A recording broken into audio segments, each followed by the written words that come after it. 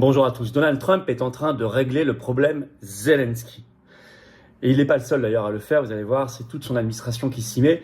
Le problème, parce que Zelensky, bien sûr, pousse à la guerre, et il est utilisé, instrumentalisé, notamment par le clan autour de l'Union européenne de faucons, pour incarner une figure de résistance, qu'il faudrait aider, soutenir, financer, armer, il faudrait lui envoyer des soldats. Il est instrumentalisé comme cette figure-là, et Trump l'a bien compris. Et donc, s'il veut faire progresser ses efforts de paix, il doit saper cette figure.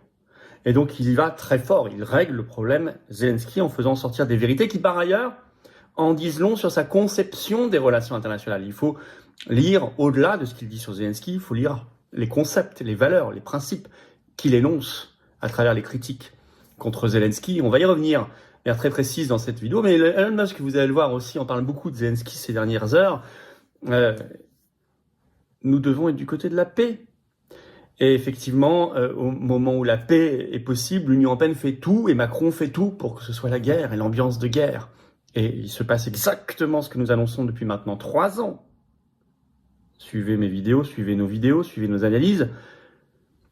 Il faut sortir de ce piège mortel de la guerre en quittant l'Union européenne notamment. Trump est en train de régler le problème Zelensky. C'est très intéressant. Il le détruit, hein. Mais vous voyez, en sortant des vérités et des analyses plus profondes, nous permettent de concevoir sa conception, de concevoir sa vision, plus exactement, des relations internationales. Le 18 février, il a donné une conférence de presse à Mar-a-Lago. D'abord, pour lui, Zelensky est l'un des grands responsables du conflit.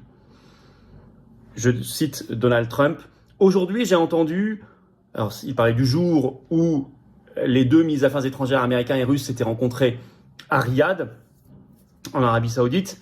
Donc Trump commente cette réunion et dit « Aujourd'hui, j'ai entendu, oh, nous n'étions pas invités. » Donc il parle de Zelensky. « Eh bien, vous avez été là depuis 3 ans, ajoute Trump. Vous auriez dû y mettre un terme il y a 3 ans.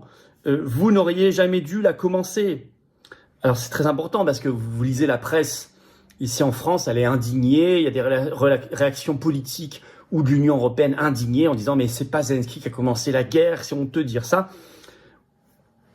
Trump remet volontairement de la complexité historique, de la profondeur historique dans les conflits. Parce que nous ne cessons de l'expliquer sur cette chaîne, rien n'a commencé en février 2022. Il faut remonter au coup d'État organisé en Ukraine par l'État profond en 2004, puis surtout en 2014, l'Euromaïdan, puis la politique d'agression du gouvernement ukrainien contre les populations russophones du Donbass, 2014, 2015, 2016, etc., 2020, 2021. Et vous comprenez, si vous replacez en perspective, ce qu'il veut dire. Il veut sortir d'une vision des relations internationales fondée sur le bien et le mal, une vision hollywoodienne, ou Walt Disney pour les enfants. Et ça, c'est très intéressant. Et nous devrions, nous, Français, avoir une vision aussi, retrouver une vision complexe, avec une profondeur historique des relations internationales. Par ailleurs, il est très critique dans cette conférence de presse sur où va l'argent donné à Zelensky, à l'Ukraine. BFM TV en parle dans un article le 19 février, je vous cite un petit extrait. Lors de sa conférence à Mar-a-Lago, Trump a aussi reproché à l'Ukraine d'avoir détourné une partie des aides américaines depuis le début du conflit. Le président Zelensky m'a dit la semaine dernière qu'il ne savait pas où était la moitié de l'argent qu'on leur a donné, a soutenu le président américain. Et c'est vrai que Zelensky l'a dit. Alors tout ça, il faut le replacer en plus dans le contexte du Dodge aux États-Unis, de la fermeture d'USAID, de la lutte contre les détournements, contre la corruption. Et vous comprenez pourquoi Trump en parle maintenant. Par ailleurs, il critique fortement Zelensky sur son manque de légitimité démocratique. Je cite un autre extrait de cette conférence de presse. « Nous avons une situation, dit Trump, où nous n'avons pas eu d'élection en Ukraine. Nous avons une loi martiale, essentiellement, et où le dirigeant de l'Ukraine, je suis désolé de le dire, il est à 4% d'opinion favorable. » Et il ajoute « Les Ukrainiens disent « Ça fait longtemps que nous n'avons pas eu d'élection. » Comment, et c'est vrai, vous savez que depuis mars 2024, Zelensky n'est plus légalement président, n'est plus élu. Comment ne pas y voir un écho au discours du vice-président américain J.D. Vance, notamment sur la Roumanie, les élections annulées, et donc y voir un écho sur une critique générale de toute cette oligarchie mondialiste, et notamment l'Union européenne, qui annule des élections, et Zelensky fait partie de ce courant. Tout un système mondialiste oligarchique, ici, à travers cette phrase de Trump, au-delà même de Zelensky, est mis en cause et attaqué. Il a enfoncé le clou ce 19 février par un message sur son réseau social Truth Social.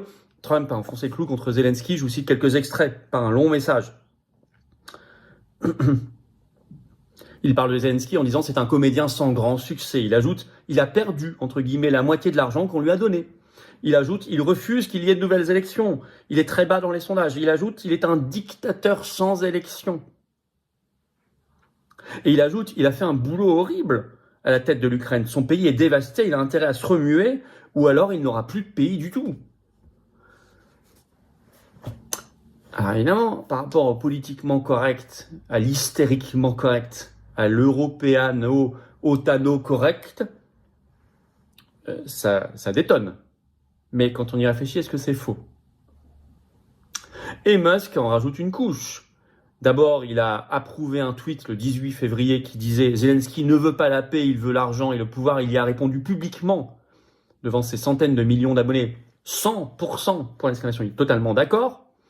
Et il a lui-même tweeté ce 19 février, je cite, Musk, « Zelensky ne peut pas prétendre représenter la volonté du peuple ukrainien à moins qu'il ne restaure la liberté de la presse et qu'il arrête d'annuler les élections. » Autre problème pointé du doigt, la liberté de la presse. Et c'est vrai, nous le disons depuis le début.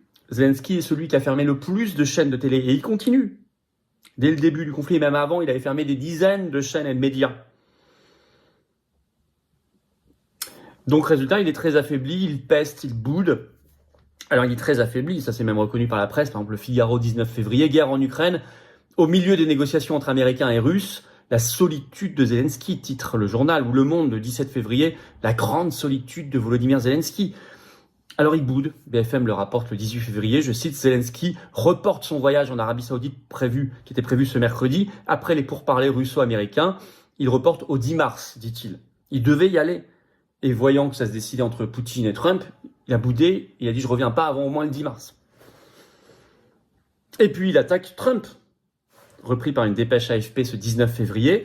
Je cite « Pour Zelensky, Donald Trump vit dans un espace de désinformation russe ». Toujours la même chose, c'est-à-dire que dès que vous êtes pour la paix, dès que vous dites quelque chose de différent, vous êtes forcément dans la désinformation russe, dans le complot russe. On nous dit la même chose depuis le début, vous le savez. Hein. Et puis il peste, il n'est pas content. Alors je vous cite un autre extrait sur ce qu'il a dit sur Riyad. Des négociations sont en cours maintenant, dit Zelensky, entre des représentants russes et américains, encore une fois sur l'Ukraine et sans l'Ukraine. A-t-il dénoncé au sujet de la rencontre à Riyad entre de hauts responsables venus de Moscou et Washington. Oui, mais la presse le plaint, etc. Mais attendez, même la presse française a su dire plusieurs fois qu'il était pourtant très remis en cause, y compris à l'intérieur de l'Ukraine. Pourquoi ils ne le disent plus maintenant? Moi, je vais vous citer des articles qui sont toujours en ligne, vous pouvez les retrouver. Par exemple, La Croix, 26 novembre 2023, le titre « En Ukraine, Volodymyr Zelensky face au dégel de la contestation politique ». Ou encore Le Monde, un peu plus tard, 18 mars 2024, le titre « En Ukraine, l'opposition de plus en plus critique de l'administration Zelensky ». Ou encore plus récent, l'Express, 6 novembre 2024, le titre « Volodymyr Zelensky pourrait être en difficulté sur le plan intérieur ». Il y a même encore tout récemment des médias français qui ont parlé de ces tentatives et de ces penchants dictatoriaux.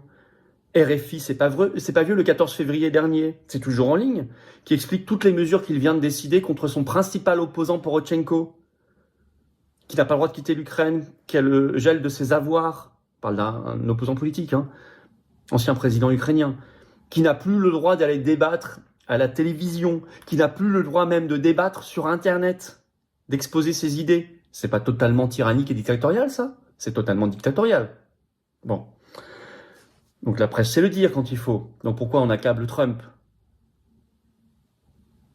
En réalité, Trump sait que Zelensky est une pièce stratégique pour les Faucons. Non pas en soi, parce que c'est largement un pantin, parce qu'il est facilement manipulable, il l'est depuis le début, il a un passé, comédien raté effectivement, même des scènes assez ridicules, tout le monde les connaît, joueur de piano, mais Aussi parce qu'aujourd'hui, vous voyez, ils ont réussi un moment, alors ça a beaucoup pâli, mais un moment dans l'opinion publique, ils avaient réussi à le vendre comme le nouveau Winston Churchill. Souvenez-vous, la star qui était invitée à Cannes, qui était invitée à la Mostra de Venise, qui était invitée dans tous les cénacles internationaux, à toutes les tribunes, dans tous les parlements. Et donc, il était une sorte de personnage qui était là pour tirer l'opinion publique vers la guerre, pour starifier la guerre, pour incarner un combat de résistance soi-disant. Et donc quand, évidemment, on s'attaque à cette figure de Zelensky, ce que fait Trump, on s'attaque aux faucons et à leur narratif de guerre. C'est pour ça que c'est très important. Il a raison, Trump, dans cette stratégie. Il est très avisé. Et je vais vous dire, il suffirait d'une seule chose, organiser des élections libres en Ukraine et vous verrez que les Ukrainiens eux-mêmes régleraient le problème Zelensky en le dégageant du pouvoir. C'est pour ça qu'il n'organise pas d'élections. Donc ça ne va même pas contre la volonté du peuple ukrainien en réalité. Soutenons la paix, arrêtons avec cette hystérie macroniste et de l'Union européenne, d'Ursula von der Leyen, j'ai fait des vidéos là-dessus récemment. Sortons l'Union européenne pour la paix, la France libre qui défende sa voix, qui soit à la table des négociations de la paix pour défendre la paix du monde et ses intérêts nationaux. Ça suppose le Frexit, première chose et avant tout. C'est totalement connecté en ce moment, c'est pour ça qu'on fait la manif nationale. Ce samedi 22 février, rendez-vous à Paris dès 14h, place du Palais Royal pour le cortège national. Prenez les drapeaux français, ça va être un très grand moment pour le Frexit. Beaucoup de monde.